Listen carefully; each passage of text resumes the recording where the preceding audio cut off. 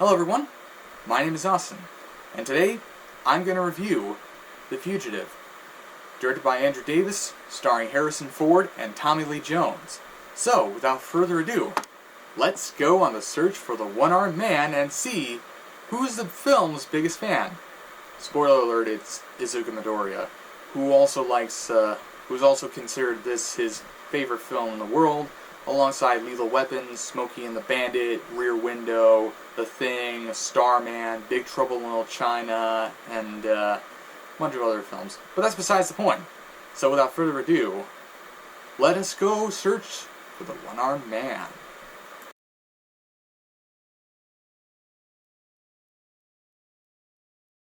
Based on a TV series created by Roy Huggins, the plot follows Dr. Richard Kimball, a vascular surgeon who is framed for the murder of his wife and is unjustly sentenced to death, because the life sentence was apparently not in the cards. After a bus crashes while transporting him to death row, Kimball seeks to find the one-armed man and clear his name, all the while being chased by authorities, including Deputy U.S. Marshal Samuel Gerard.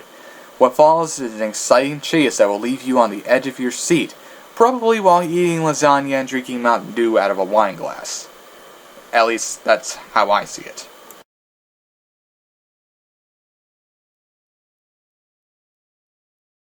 For the film's casting, Harrison Ford was not originally envisioned for Dr. Richard Kimball, although he was producer Arnold Cobbleston's first choice. Instead, actors such as Alec Baldwin, Michael Douglas, Kevin Costner, Nick Nolte, Christopher Reeve, Mel Gibson, who was also considered for Sam Gerard, Michael Keaton, Richard Gere, Al Pacino, Arnold Schwarzenegger, Jeff Bridges, and Andy Garcia were all considered to play the role.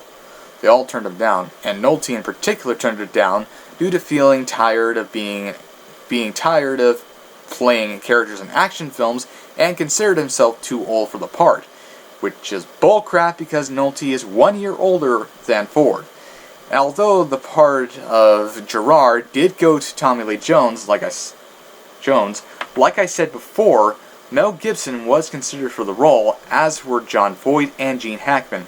And I almost want to see Hackman as Gerard, mostly because Gene Hackman is awesome, and the way that Harrison Ford and Hackman would have interacted with each other would have been pretty cool. But anyway, the role of Dr. Charles Nichols was originally cast with Richard Jordan, who some will probably know for Francis Seven in Logan's Run, or Duncan Idaho in Dune, the 1984 version. But eventually he dropped out due to suffering a brain tumor during production, so Juro Krabbe was hired to play Dr. Nichols, and when you factor in that Krabbe played General Georgy Koskov in The Living Daylights, you can tell he has experience with playing a villain. Especially if you play a Bond villain, because that signifies this guy can do evil pretty good. Sadly, actor Richard Jordan passed away 3 weeks after the film hit theaters. Yeah, that's pretty big. And with that all out of the way, let's discuss the filming, shooting, and everything else with the film. And now, an emergency message from Austin Rear Headquarters, where the future is being made today. Hello everyone.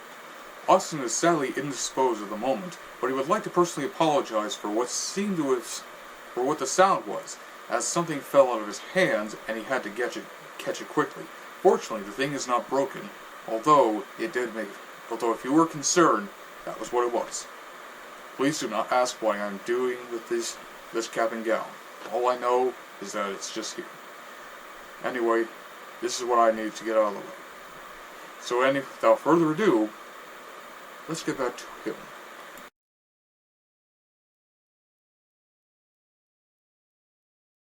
For the film's shooting, much of it was done over 52 days, and was filmed in locations such as Bryson County, North Carolina, Blount County, Tennessee, Chicago, Illinois, and Dillsboro, North Carolina. Though half the film took place in rural Illinois, much of it was actually filmed in Jackson County, North Carolina, up in the Great Smoky Mountains, which is where the iconic train crash was filmed. The wreck took about several weeks to plan out, with a boxcar and log car being used for many of the test runs prior to the night of filming. The scene was all performed in one take, using an actual train with the engine removed, and it cost $1 million to get it. And the wreckage can still be found as of the time I'm speaking at right now. The scenes where Dr. Richard Kimball is in the hospital after his initial escape was filmed at the Harris Regional Hospital in Sylva, North Carolina. Sylva was also used for the filming of Deliverance along its Mill Street, and for on-site shooting in 3 billboards outside Ebbing, Missouri. The famous dam jump was filmed in Deals Gap on the Shaoa Dam. I'm sorry if I mispronounced that. In Deals Gap. I think I said that. I don't know.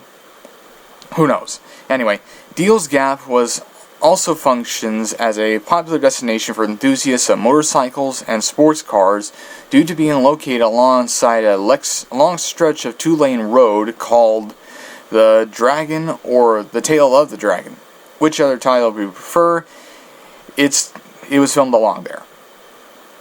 Anyway, much of the rest of the film was shot in Chicago, including some scenes with the dam, which was done in the remains of the abandoned Chicago freight tunnels. The City Hall chase downstairs, where Kimball narrowly escaped apprehension by Gerard and is nearly getting shot by Gerard's team, was filmed in the corridors and lobby of Chicago City Hall. And now, after hearing the word corridors, I want to play the song Hotel California by the Eagles. The historic Pullman neighborhood, coincidentally where Road to Perdition was filmed, was used for the apartment of Frederick Sykes, where Kimball climbs up a ladder and runs down the roof line of the historic row houses, following the use of the payphone in the Pullman pub. The scene of the St. Patrick's Day Parade was an unscripted addition that was later added by director Andrew Davis, who I should mention the previous year directed Under Siege, which led to Harrison Ford recommending him for The Fugitive. Davis, a native of Chicago, wanted to capture the parade and was given the okay by the mayor's office to film on the day of the event. The entirety of the scene was filmed using a handheld Steadicam, and without any prior rehearsal, Harrison Ford and Tommy Lee Jones went out into the crowd and just did whatever.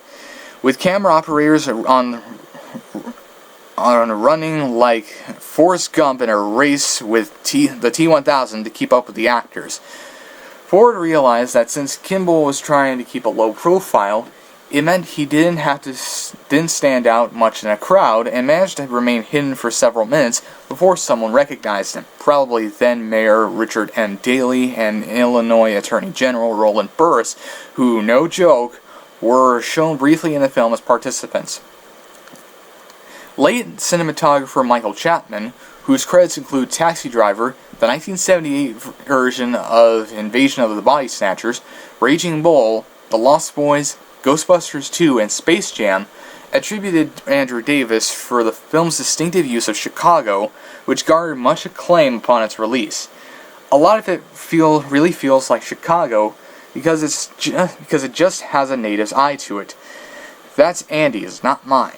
He knew where to look.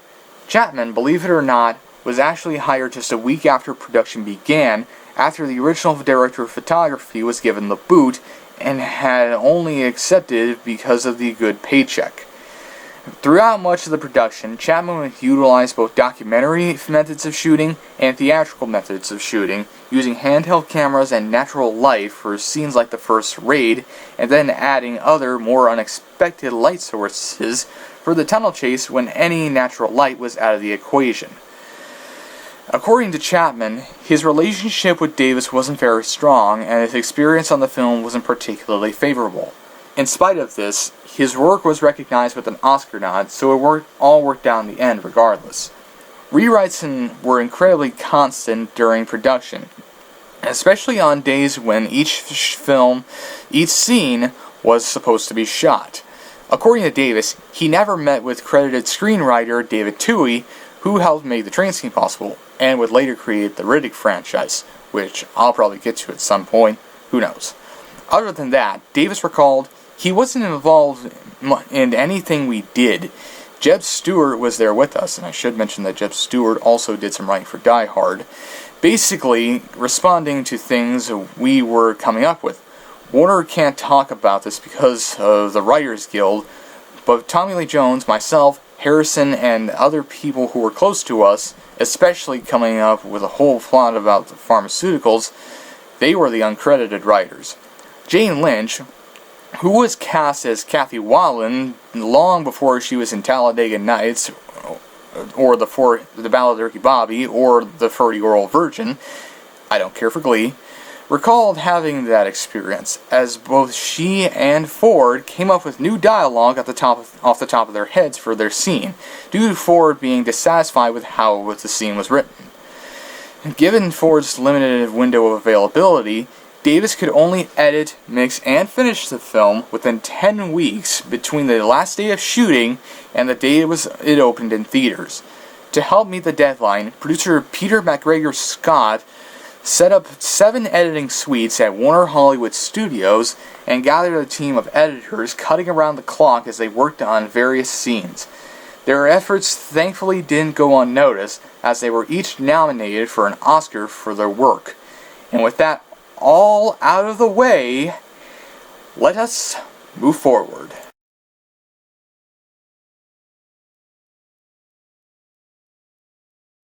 For the film's score, composer James Newton Howard, whose credits include Pretty Woman, the 2005 version of King Kong, The Sixth Sense, Unbreakable, the Hunger Games franchise, The Prince of Tides, Primal Fear, and Collateral, was put in charge. However, he found it challenging to compose the film's score, which, as he puts it, really kicked him to the curb and left him scared out of his mind. Things didn't improve after listening to the work of Jerry Goldsmith, who ironically enough would compose the film's sequel, U.S. Marshals, which he used for placeholders for scenes in need of music. Howard didn't believe he was able to match the quality of the songs that he used as placeholders, but had no intention of throwing in the towel, eventually coming to the realization that his score would be a quasi-failure. The chase music was where he was the most unsatisfied, believing his string arrangements were more awkward than me trying to look normal. For the latter, I usually end up talking about SpongeBob SquarePants, Field of Dreams, old CRTs, and Chicken McNuggets. I'm a weirdo. But anyway. However, this was all for naught, as Janet Maslin of the New York Times labeled it as hugely effective, and it was even nominated for an Oscar, with Howard stating, "I was completely shocked. I just didn't think it was worthy of a nomination." But that's often what happens. It worked, and the movie was so good. It makes everybody look better. And with that all out of the way, let's head down for my final thoughts.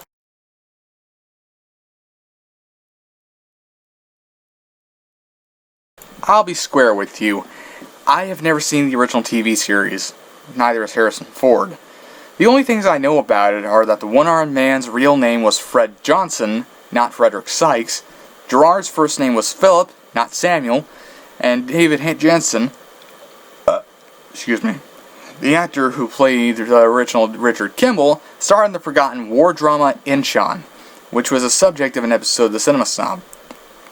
But I can tell you this: The Fugitive is a phenomenal film.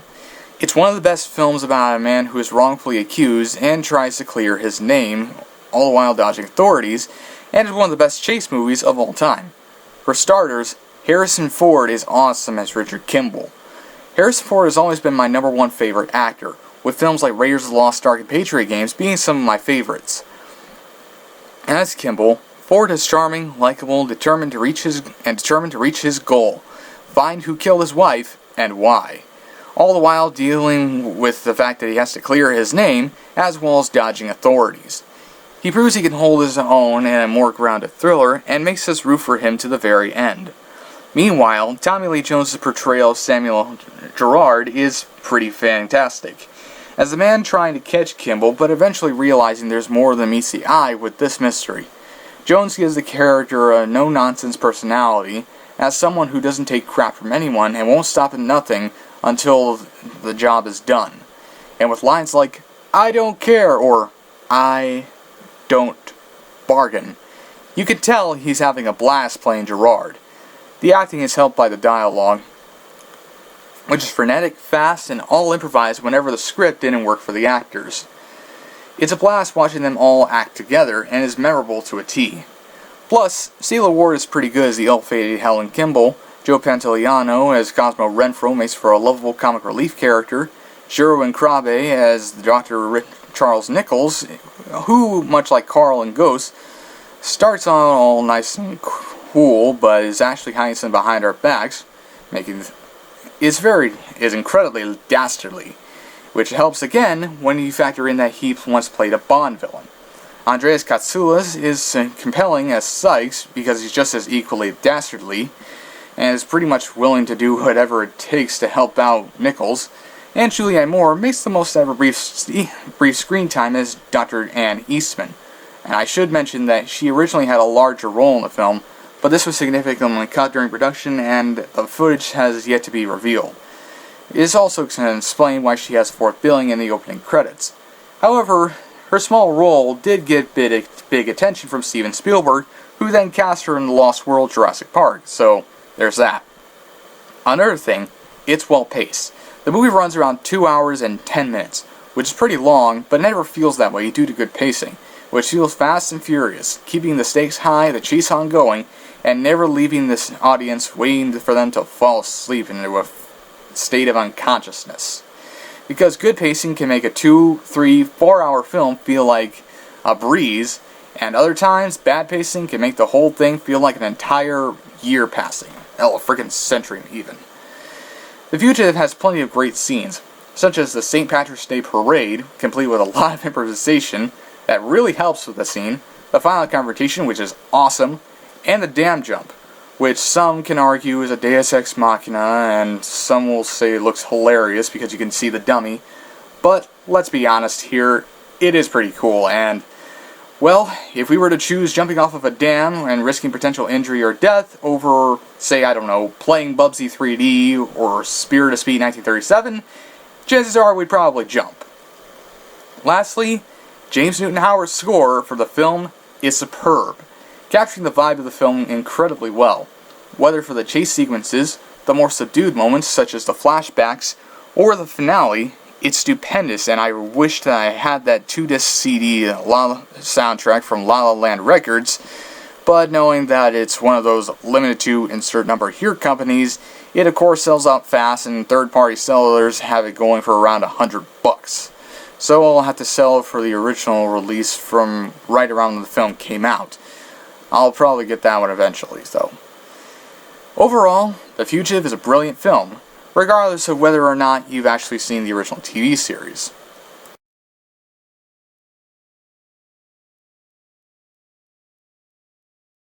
The movie's budget was $44 million and managed to gross over $370 million, meaning, yeah, the film turned a profit and even became the third highest grossing film of 1993, just behind both Mrs. Doubtfire and Jurassic Park.